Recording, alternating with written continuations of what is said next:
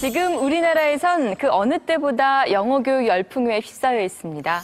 일부 초등학교에선 이미 영어 몰입 교육을 시범 실시하고 있는데요. 자국어에 유난히 자존심이 강하다는 프랑스조차도 국제 경쟁력을 높여야 한다면서 정부가 아이들의 영어 교육에 발벗고 나섰습니다. 이제 영어를 배운다는 것은 세계화 시대 속에 살아남기 위한 생존 수단을 배우는 것으로 인식되고 있는데요. 그래서 그런가요?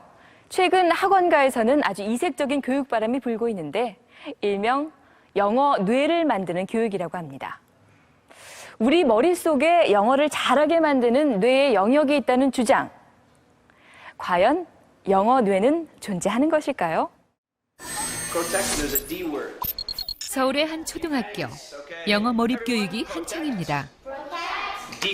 우리말 하나 없이 진행되는 과학 수업. 아이들은 과연 이 낯선 이방인의 언어를 제대로 이해하고 있을까요? 영어 실력 향상이 됐고 정말 재밌어요. 언어적으로 받아들이기보다는 그 사물에 대한 개념을 그대로 언어로 받아들이기 때문에 언어 습득에 있어서도 더 효과적이고. 이렇게 어릴 때 영어를 배우게 되면 마치 모국어를 구사하듯이 자유롭게 말하고 듣고 이해하는 능력이 생긴다는 말인데요. 그래서일까요? 일찍부터 이중 언어를 습득한 사람인 경우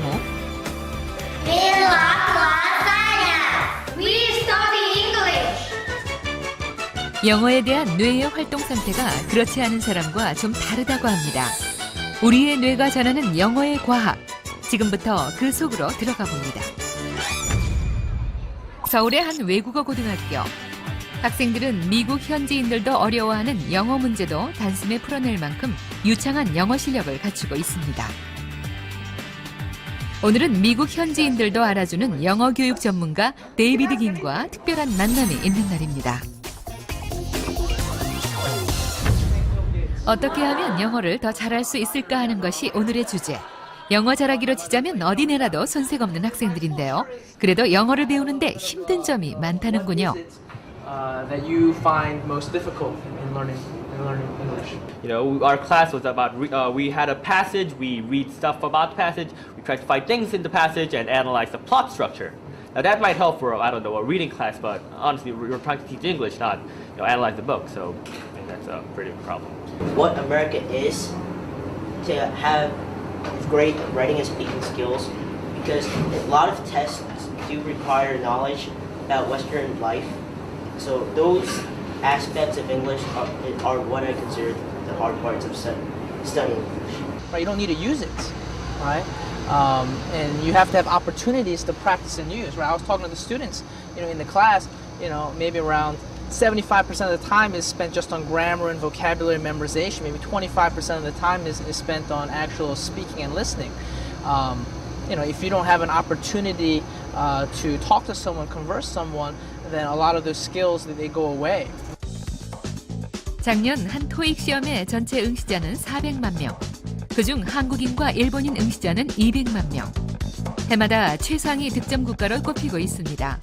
그럼에도 불구하고 세계에서 영어 의사소통이 가장 힘든 나라가 단연 한국과 일본입니다. 영국문화원, 캠브리지 대학 등이 주관하는 영어 인증시험에서 한국은 19위를 기록해 영어 회화 수준이 꼴찌라는 사실이 증명됐습니다. 그래서인지 최근 서점가에는 영어 회화 능력을 키우는 방법으로 영어뇌를 만들라는 주문서가 인기입니다. 영어 학습을 담당하는 뇌가 있는데 그것을 발달시키면 영어를 잘할 수 있다는 것. 과연 모국어를 하는 뇌, 영어를 하는 뇌가 따로 있는 걸까요? 있습니다. 그러니까 우리 그 인지신경과학 책 그런 교과서를 보게 되면 운동을 담당하는 뇌도 있고요. 눈으로 무엇을 보면 인식하는, 시각 인식하는 뇌도 있고 청각 자극을 처리하는 뇌도 있습니다. 그것처럼 언어의 문법을 다루는 뇌가 있고요. 언어의 말소리를 알아듣는 그런 뇌가 있고요. 또 사전을 저장하고 있는 뇌가 있습니다. 이런 거를 보면 다른 기능처럼 언어 기능만을 담당하는 뇌가 따로 있습니다. 예.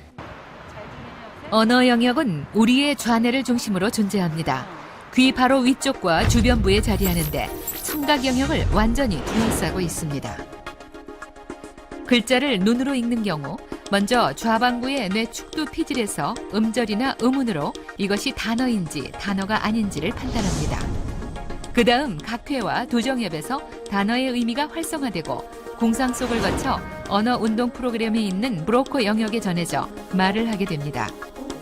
귀의 고막을 통해 들어온 소리는 정기적인 신호로 각각의 분절음을 분류해서 단어인지 아닌지 구분하고 역시 두정엽, 언어를 이해하는 공상 속을 거쳐 브로커로 넘어갑니다. 그런데 언어학습은 초기에는 해마라는 일반 기억 담당 뇌에서 일어나지만 언어가 능숙해지면 이곳 반응은 줄어들고 말하기 능력 영역인 브로커에서 언어학습을 담당하게 됩니다. 일반 기억이 언어 전문으로 변화하는 것이죠. 외국어를 거의 모국어 수준으로 사용하는 사람들, 대개 이런 사람들은 어렸을 때 배운 사람들이고 그 외국어 환경에 굉장히 오랫동안 노출됐던 사람들이죠. 이런 사람들은 모국어를 담당하는 뇌나 한국어를 담당하는 뇌가 거의 같아요. 그런데 뭐 예를 들면 저처럼 미국에 한 유학을 6, 7년 정도 했어요. 그래서 신경을 쓰면 제법 영어 말들을 알아들 수 있어요. 그렇지만 한국어 들을 때는 별로 신경을 안 쓰잖아요. 영어를 말을 하거나 듣게 되면 왼쪽 뇌 활동량도 많아지고 오른쪽 뇌 활동량도 제가 모국어할 때보다 월등히 많아요. 이 같은 결과는 이중 언어 처리의 뇌신경망 연구에서 확인할 수 있는데요. 어릴 때부터 영어를 습득해 모국어처럼 유창한 경우 언어 처리 영역이 한 곳에 집중된다고 합니다. 그래서 직접 확인해 봤습니다. 8살 때부터 3년 정도 미국 생활, 지금은 외고에 다니고 있는 윤현수 학생. 대학에 들어와 영어를 본격적으로 학습, 의사소통이 가능한 김태훈 씨. 실험은 언어에 따라 활발한 뇌 부위를 알아보는 기능적 자기공명 영상장치 fMRI를 이용합니다. fMRI는 문법과 문장, 단어, 액센트 등 언어와 뇌의 다양한 연구에 쓰이는데요.